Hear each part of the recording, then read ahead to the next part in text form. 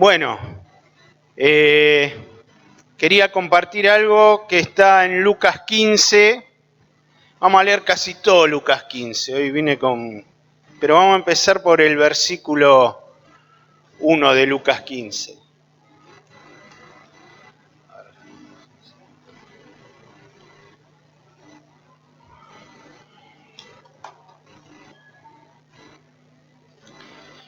Bueno, ahí está la parábola de la oveja perdida. Y en el versículo 1 dice...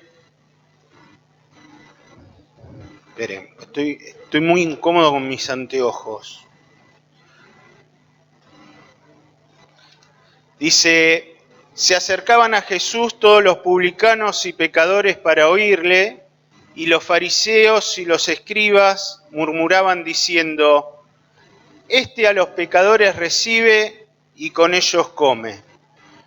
Entonces él les refirió esta parábola diciendo, ¿qué hombre de vosotros, teniendo 100 ovejas, si pierde una de ellas, no deja las 99 en el desierto y va tras la que se perdió hasta encontrarla?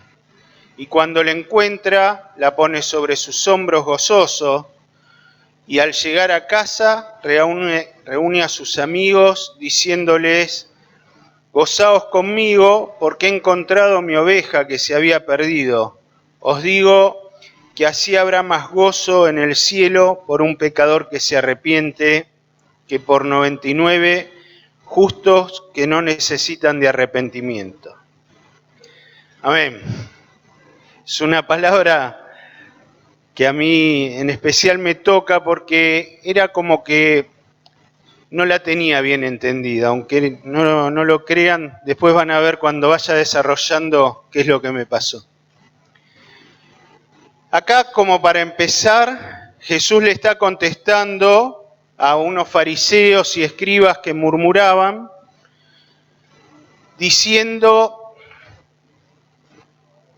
estaban diciendo que se sentaba entre publicanos y pecadores. Y Jesús les contesta con esta parábola. Y como que les reclama y dice, ¿quién no haría esto? ¿Quién no iría a buscar a la oveja perdida? ¿Quién no dejaría todo? ¿Quién no movería cielo y tierra hasta encontrar y traer lo que se había perdido? Y sobre todo cuando algo es muy preciado. ¿Quién no haría eso? Y cuando lo encuentra, ¿no se alegra?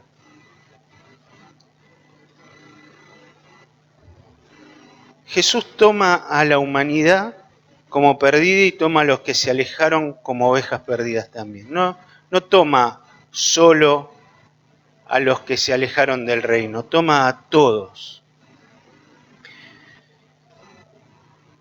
Y ahora yo me hago una serie de preguntas. Hace un tiempo que me estoy cuestionando cosas a mí mismo, me pregunto como para traer claridad, no es que estoy rebelde, pero me pregunto para darme una respuesta.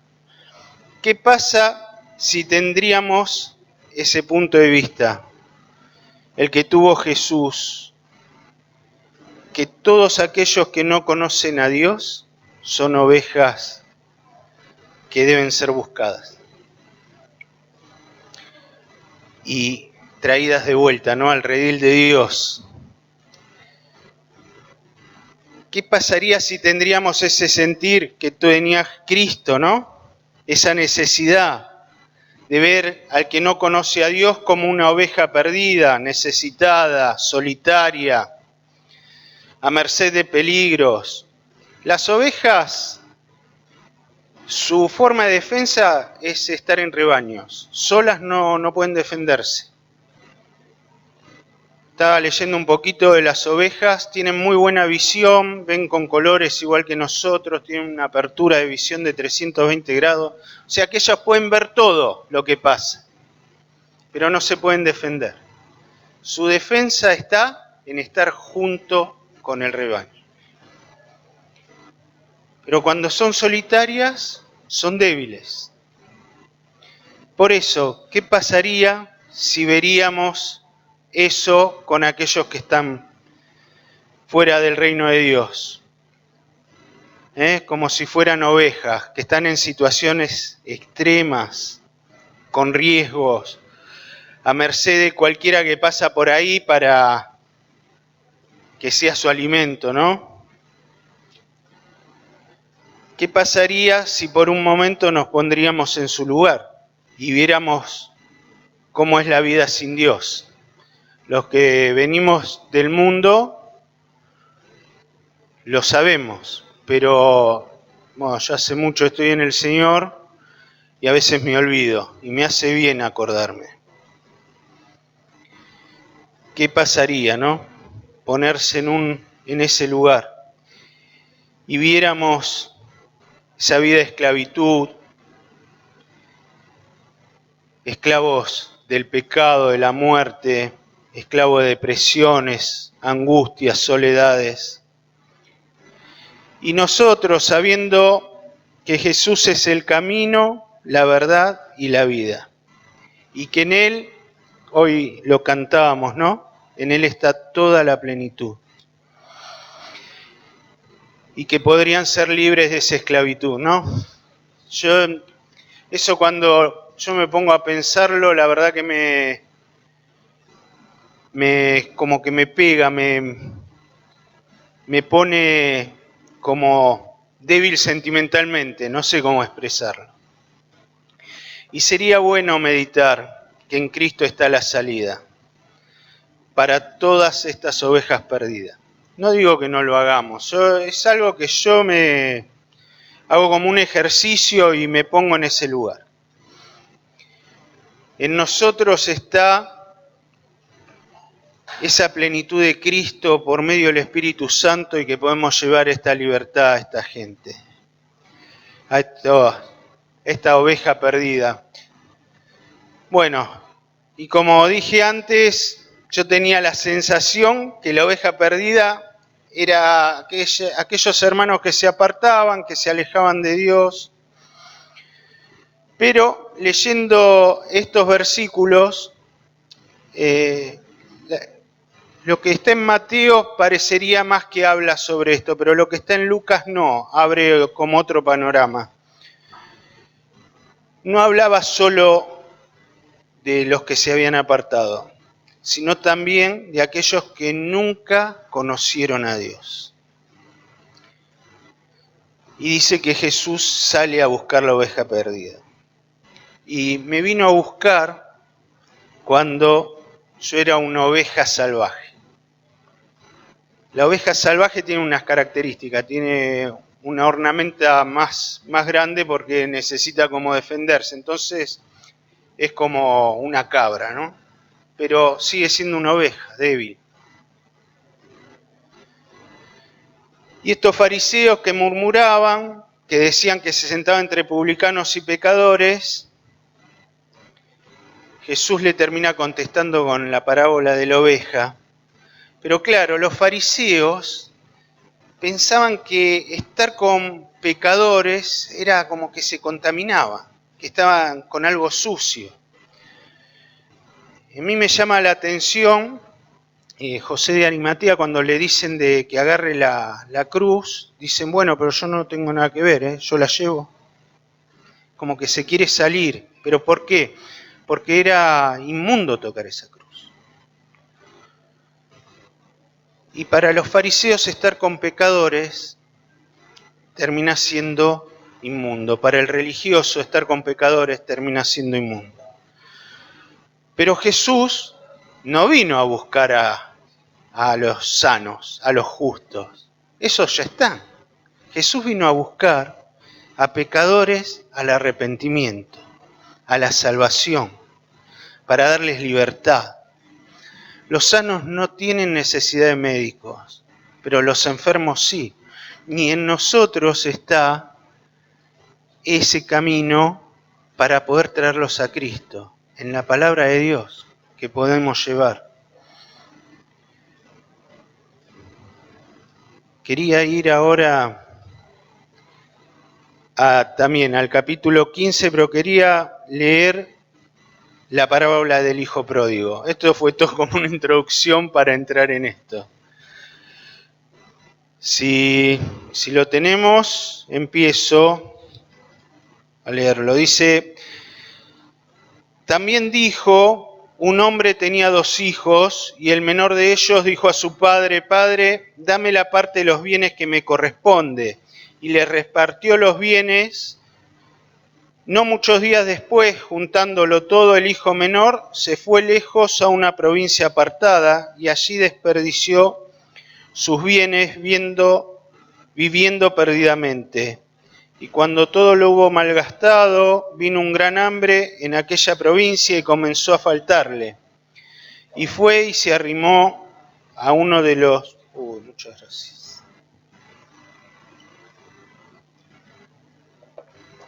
Y fue y se arrimó a uno de los ciudadanos de aquella tierra, el cual le envió a su hacienda para que apacentase cerdos. Y deseaba llenar su vientre de las algarrobas que comían los cerdos, pero nadie le daba. Y volviendo en sí, dijo: ¿cuántos jornaleros en casa de mi padre tienen abundancia de pan? Y yo aquí perezco de hambre. Me levantaré e iré a mi padre y le diré: Padre, he pecado contra el cielo y contra ti, ya no soy digno de ser llamado tu hijo, hazme como a uno de tus jornaleros. Y levantándose vino a su padre, y cuando aún estaba lejos lo vio su padre, y fue movido a misericordia, y corrió y se echó sobre su cuello y le besó, y el hijo le dijo: Padre, he pecado contra el cielo y contra ti, y ya no soy digno de ser llamado tu hijo. Pero el padre dijo a sus siervos: sacad el mejor vestido y vestidle, poned un anillo en su mano y calzado en sus pies, y traed el becerro gordo y matadlo, y comamos y hagamos fiesta, porque este mi hijo muerto era y ha revivido, se había perdido y es hallado. Y comenzaron a regocijarse. Dice, y en el 25 dice: y su hijo mayor estaba en el campo, y cuando vino y llegó cerca de la casa, oyó la música y las danzas. Llamando a uno de los criados, le preguntó qué era aquello.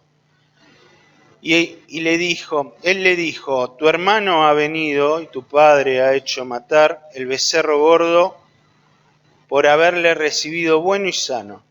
Entonces se enojó y no quería entrar. Salió por tanto su padre y le rogaba que entrase. Mas él respondiendo dijo al padre: he aquí tantos años te sirvo, no habiéndote desobedecido jamás, y nunca me has dado ni un cabrito para gozarme con mis amigos. Pero cuando vino este tu hijo, que ha consumido tus bienes con rameras, has hecho matar para él el becerro gordo. Él entonces le dijo: hijo, tú siempre estás conmigo y todas mis cosas son tuyas. Mas era necesario hacer fiesta y regocijarnos, porque este tu hermano era muerto y ha revivido, se había perdido y es hallado.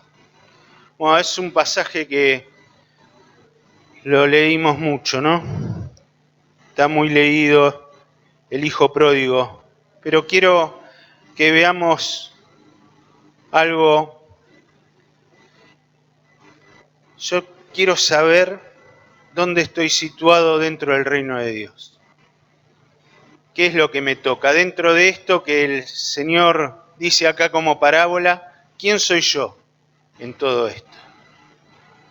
¿Y qué es lo que tengo que hacer? En esta parábola hay 3 personajes principales: el padre, el hijo mayor y el hijo menor, que todos lo identificamos como el hijo pródigo. Ahora, vayamos a ver qué es lo que hace el hijo menor. El hijo menor le pide la herencia a su padre, le pide que le dé la parte de sus bienes y la termina despilfarrando, la malgasta. Y yo me pongo en el lugar de este muchacho y debió estar muy tranquilo cuando recibió esa plata, tranquilo en el sentido de que pensaba que estaba haciendo bien. Ansioso por irse, se tomó unos días, contento, que tenía riquezas en sus manos, y lo único que pensó fue en pasarla bien, divertirse y llenar su tiempo con placeres. Pero todo eso se terminó. Según el relato, según la parábola, se terminó lo que tenía. Y aparte de males, para colmo de males, vino una hambruna sobre esa ciudad. Es como que todo le empezó a salir mal, todo le iba para atrás. Y empezó a vivir miserablemente, a pasar necesidad, a tener hambre. Empezó a conocer lo que nunca había vivido, porque este muchacho vivía en una casa bien, tenía todo. Él era uno de los dueños con el papá de una hacienda, tenía todo. Pero le empezó a pasar mal y tenía hambre. Y llegó a tal punto su desesperación que quiso comer lo que los cerdos comían. No es una casualidad que Jesús en la parábola ponga que eran cerdos, porque eran inmundos para los judíos. El cerdo es un animal inmundo, no lo podían ni tocar ni comer. Pero cuando todo te va mal, ya no importa, ¿no? No solo estaba sucio por todo el pecado que había cometido, sino que se estaba revolcando en un chiquero, en una vida miserable, sucia, estaba sin nada para comer. Y a decir verdad, la vida alejada de Dios es eso, ¿no? Una vida que nos sacia, sucia. Lo digo por experiencia, no acusando a nadie. Que busca alimento espiritual y lo encuentra en inmundicias. Porque uno cuando está alejado de Dios y no conoce a Dios va buscando, va a un lado, a otro. Cae de un brujo, cae de otro y terminás más sucio de lo que estabas, haciendo pacto con lo que no tenías que hacer.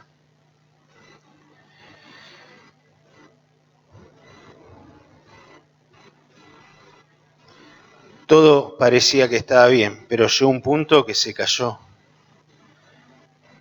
Y cuando buscamos salir, cuando intentamos volver, porque nosotros somos todos criaturas de Dios y salimos todos de Dios. Y en algún momento nuestro corazón nos pide volver. Buscamos de Dios. Pero hay veces que quedamos encerrados y no encontramos la forma de volver. Quedamos atrás de esa esclavitud, pegados a eso. Pero cuando buscamos de corazón, Dios se hace presente siempre y nos saca. Siempre Dios contesta. Y yo veo algo en este muchachito, que cuando decide volver arrepentido y en una actitud de humildad. Dice, volveré al Padre y le diré, Padre, he pecado contra el cielo y contra ti, no soy digno de que me llames hijo. Trátame como un jornalero, no pretendo que me des, que me pongas en ningún lugar. Quiero trabajar ahí en cualquier lado, pero quiero estar cerca. Esa es la actitud que tenemos que tener, ¿no? Yo a veces me presento y digo, bueno, sí, pequé, pero bueno, no sean tan crueles conmigo, porque quiero tener el mismo lugar. Pero no es así. Seguro, le dio el mismo lugar el Padre. Pero mi actitud tiene que ser diferente. Mi actitud tiene que ser de humildad. Mi actitud tiene que ser de reconocimiento de que estuve mal. Bueno, el segundo personaje principal, hay 3 personajes principales, ¿no? Como habíamos dicho. Hay otros, pero no, los principales son estos. Es el Padre. Y el Padre es la figura de Dios, en realidad, del Padre. Pero quisiera situarme cuando el Hijo se presentó delante del Padre y le pide la parte de los bienes que le corresponde. Yo me imagino la conversación, ¿no? De decir, bueno, papá, ¿sabes qué? Quiero que me des los bienes que me corresponden. Y el asombro del padre, es decir, ¿vieron cuando tu hijo se presenta y te dice, mira, no, quiero que me des lo que me corresponde? Pero ¿para qué lo querés? No, porque quiero hacer mi vida, yo creo que llegó el tiempo, me tengo que independizar, quiero ver cómo me va. Pero el Padre, Dios, sabe todas las cosas. Y no dijo nada, acá dice que no dijo nada, y dice que les repartió, no le dio solo al hijo menor, le dio también al hijo mayor, les repartió los bienes. A los 2 hijos no hizo ningún tipo de discriminación, no sopesó a uno por sobre el otro, a los 2 les dio de igual forma. Y esto es importante también para entender el final de la parábola.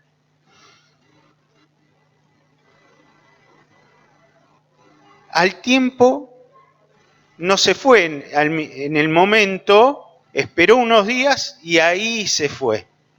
Y bueno, y ya hablamos de lo que pasó, ¿no? Ahora, mientras estaba armando esto, me vino algo para los padres, para los que somos padres, creo que nos cabe a todos. Y en el versículo 20 dice que aun cuando estaba lejos, el Padre lo vio venir. El Padre estaba como esperando, expectante, ¿no? Y yo digo, ¿cuántas veces velamos por nuestros hijos? Presentamos a nuestros hijos en oración. Si nuestros hijos se fueron de la presencia de Dios, estamos siempre esperando que vuelvan. Estamos dispuestos para abrazarlos, alegrarnos, hacer una fiesta. Si nuestros hijos no están en el Señor, esperando que vengan al reino de Dios, y como dice acá en la parábola, poder cambiar sus ropas, lavarlos, perfumarlos. Bueno, este es el mismo sentir de Dios. Dios está esperando que nuestros hijos vuelvan, a Él no se le escapa. Esto no es algo que pasó y que quedó en la nada. No es algo que va a transcurrir sin que Dios intervenga. Dios está obrando. Y tengamos la certeza que todo lo que le dijimos a nuestros hijos, todo lo que hicimos por ellos, en el momento malo se lo van a acordar. Se van a acordar y van a decir, volveré a mi padre, porque en él yo no pasaba hambre. ¿Vieron? Que decían, los jornaleros estaban mejor que yo. Se acordó. Y así todos nos acordamos, que en nuestra familia, que con nuestros hijos, con nuestros padres, estuvimos bien, nos tuvieron cuidado, se preocuparon por nosotros. Así que esperen en el Señor, esperemos en el Señor. Dios está haciendo la obra. Jesús dice, mi Padre todavía trabaja, así que esperemos en el Señor.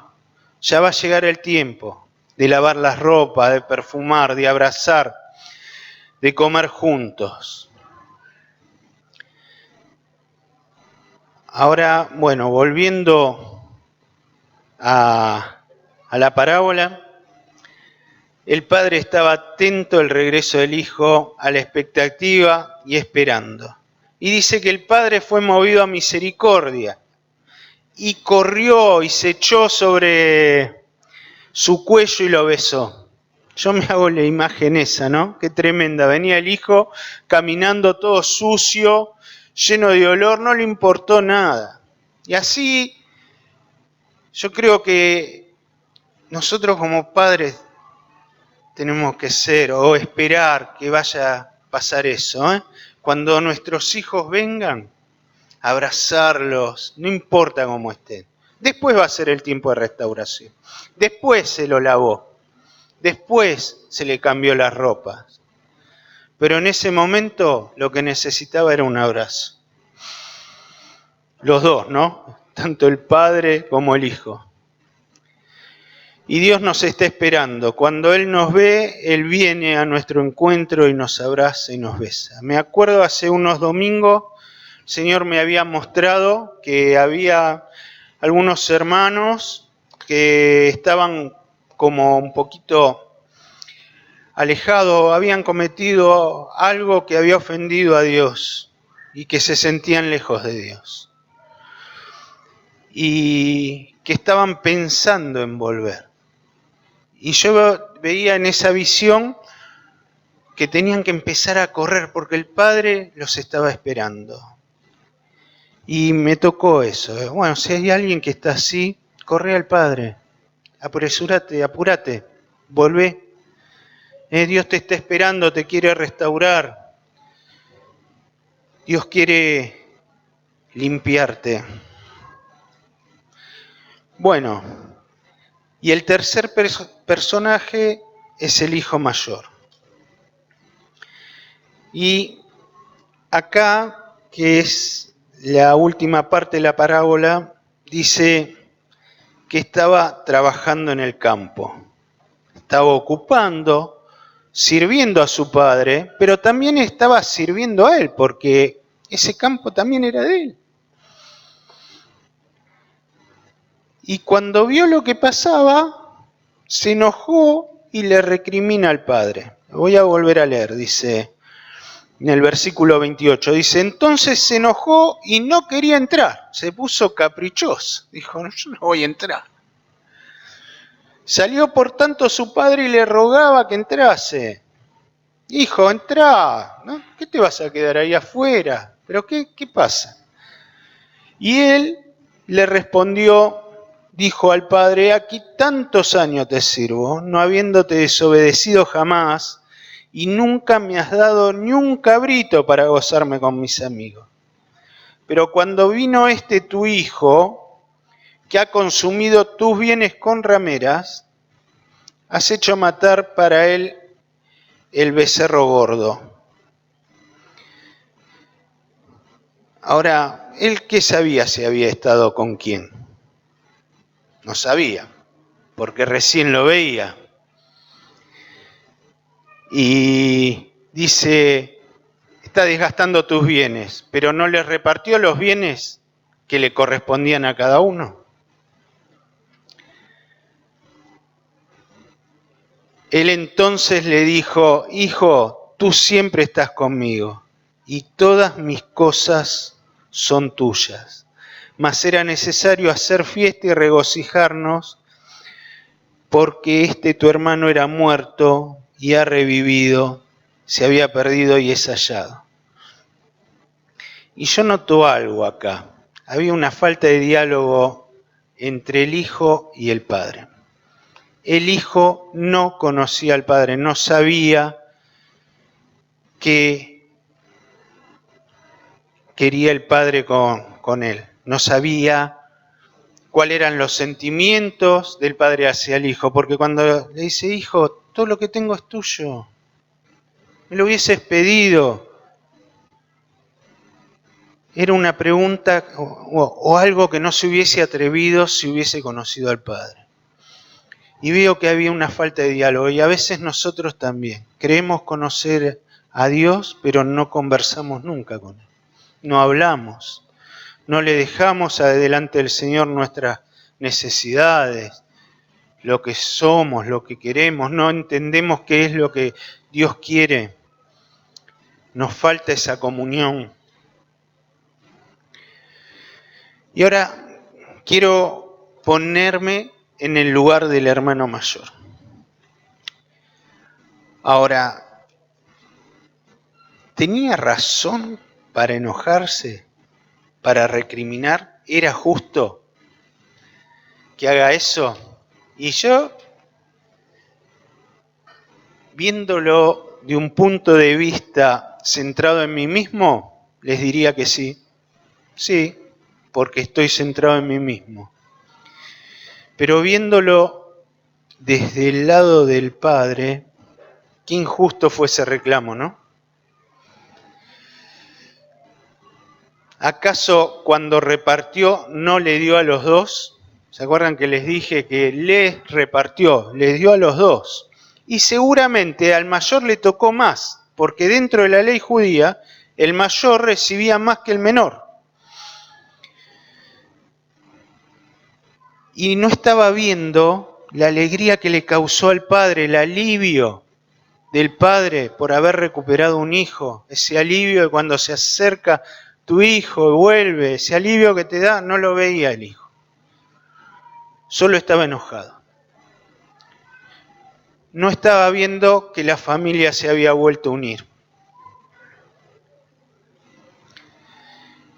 Y si lo vemos desde el lado que aconseja Jesús, ¿se acuerdan al principio? Habíamos visto que Jesús dejó las 99 y fue a buscar la oveja perdida. Les comento que esta parábola está todo en el mismo contexto de esa otra palabra y después creo que está la parábola del dracma perdido. Jesús está hablando todo lo mismo. Ahora, ¿qué hubiese pasado si el hijo mayor hubiese ocupado un tiempo para ir a buscar a su hermano? Acá no lo dice, la parábola no habla de eso, porque está haciendo hincapié que el padre iba a aceptar al hijo, que volvía, que cuando nosotros nos arrepentimos y volvemos al padre, el padre está presto ahí para abrazarnos. Pero yo digo, ¿y si el hermano hubiese salido a buscar? Por eso era mi pregunta, ¿qué me corresponde a mí dentro del reino de Dios? ¿Quién soy yo de estos personajes? ¿Qué tendría que haber hecho? Ahora imaginemos este cuadro. El hermano mayor sale en un momento sin dejar que el trabajo negligentemente, todo organizadito, y sale a buscar a su hermano. El mayor encuentra a su hermano menor en medio de la angustia, la necesidad, queriendo comer las algarrobas esas, sucio, inmundo, oloriento, triste, amargado, porque ya no tenía nada, porque había ofendido a su padre, porque lo había perdido todo. Ahora, qué alegría tiene que haber sido el hermano menor viendo al hermano mayor que lo fue a buscar, ¿no? Alguien conocido, alguien que sabe quién soy. Y después los dos caminando juntos hacia el Padre. Y llegando al Padre, el Padre observando, mirando, va corriendo y ya no abraza más a uno, abraza a los dos. Yo haría eso, tengo mis dos hijos, están viniendo juntos, los abrazo a los dos. Los beso a los dos, me llena de alegría, gozo. Y el menor sigue arrepentido, pero el mayor empezó la restauración. Y cuando le dice al padre, Padre, acá está tu hijo, el que se había perdido, ya está de vuelta. Qué alegría, ¿no? Qué distinto sería. Alegrarse. ¿Qué era lo más importante para el padre? El trabajo que tenía que hacer en el campo, su hijo, o traer al que se había perdido. ¿Qué es lo más importante, hermanos? Jesús sigue gritando por los caminos, que el tiempo se ha cumplido, el reino de Dios se ha acercado, que se arrepientan y que crean en el Evangelio. Estamos en unos tiempos violentos, nunca se vio esto. La gente, lo que veo sobre todo acá en Buenos Aires, alterada, están como ovejas sin pastor, yendo de un lado para el otro, proclamando cosas, mentiras o medias verdades, lo que fuera, pero sin Dios. No está todo el trabajo en el campo. No siempre tenemos que estar dedicados a los trabajos del templo. Pero sí tenemos que salir a buscar a nuestro hermano perdido, aquellos desesperados que están buscando la oportunidad de poder decirle al Padre, Señor, he pecado contra ti, perdóname. Marta y María, que están en Lucas 10:38, María se quedó ahí a los pies de Cristo y Marta trabajaba, iba y venía. Y a veces nosotros estamos así, Puede ser con el trabajo secular nuestro, el que llevamos el sustento, puede ser con muchas cosas. Pero tenemos que aprender a estar atentos a lo que nos rodea.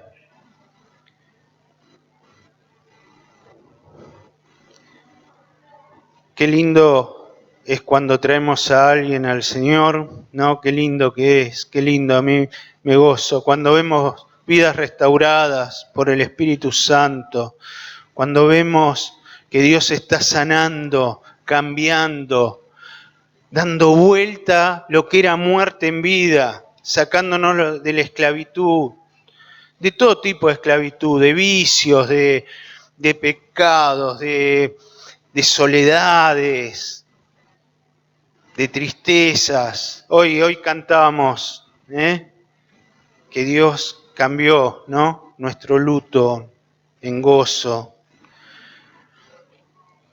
Dios está esperándonos. Bueno, yo digo que hay veces, como dije antes, también estamos del lado del menor. Por ahí no nos fuimos muy lejos, por ahí no nos fuimos a otra provincia, como dice, pero estamos ahí. Cruzamos la fronterita, nos ensuciamos, dejamos de buscar las cosas de Dios, dejamos de presentarnos delante de Dios, de leer la palabra. Límites, cruzamos límites. Discutimos, peleamos. Nos interesan más las cosas del mundo que las del reino. Bueno, volvamos. Como dije antes, apuremos el paso. Antes que las algarrobas sean nuestros alimentos. Volvamos. Dios está esperando. Acércate. Ahora, yo digo, ¿cómo salimos a buscar al perdido? Yo creo que si salimos así, vamos para acá, para allá, es como tirar piñas al aire. Y por ahí alguna sirva, por ahí 20 no. Pero si nosotros ponemos todo delante del Señor, oramos, buscamos de Él, ponemos a las personas a nuestro prójimo, a aquellas personas que están cerca nuestro, las ponemos en oración, Dios va a ir trabajando. Tenemos que volver a armar una parcela. Ya hay muchos que no conocen lo que es una parcela. Yo sé que se perdió en el tiempo por ahí esto, la parcela oración, pero estaría bueno. Era un cuadernillo que tenía, un cuadernito que teníamos, que escribíamos los nombres de las personas por que íbamos a orar y orábamos por cada persona y después la íbamos a visitar. Poníamos si había alguna necesidad que nos habían comentado, bueno, lo anotábamos y orábamos por esas personas. Y ahí que poníamos nuestra familia, poníamos nuestros vecinos, nuestros amigos, alguien del trabajo o la gente del trabajo que trabajaba con nosotros. Íbamos moviendo la tierra, trabajando la tierra, para que cuando plantemos la semilla dé fruto y lo dé a 100 por 1. Bien, nos pasó algo en casa, a mi mamá planta albahaca, planta varias cosas, pero la albahaca tiene que estar en casa, porque nos gusta el pesto, nos gusta varias.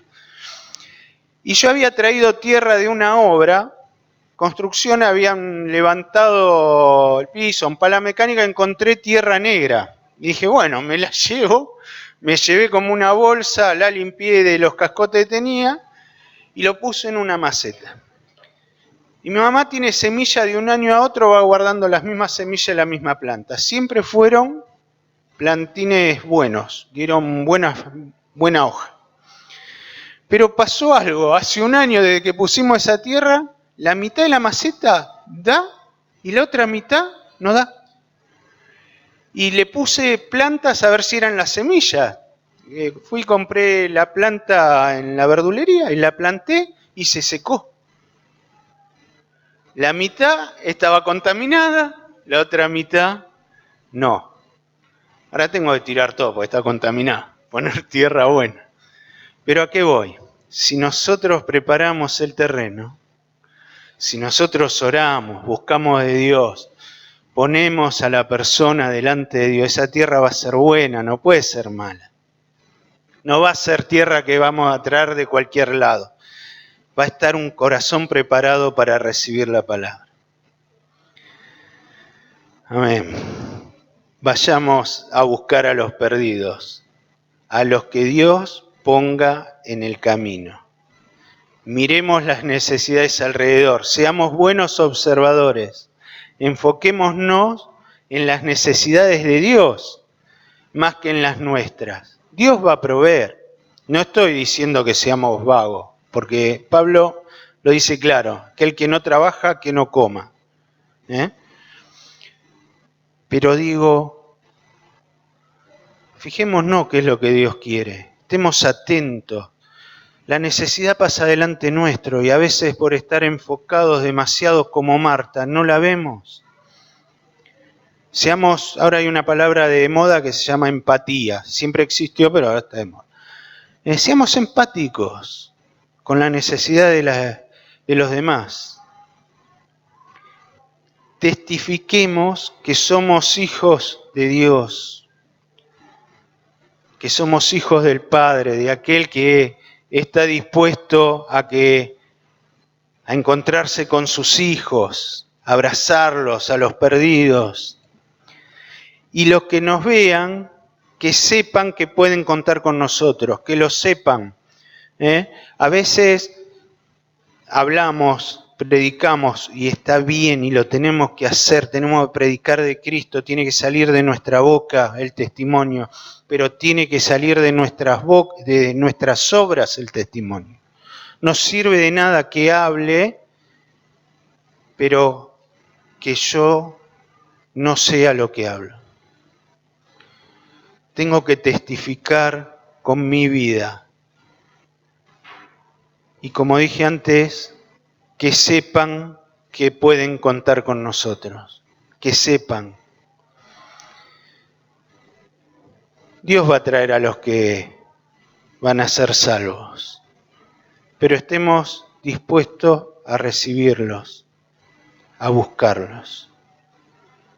Estemos dispuestos a abrazarlos y traerlos delante de Dios. En Hechos dice que los hermanos tenían favor con todos, no se quedaban quietos. Y Dios añadía, pero tenían favor con todos. Amén.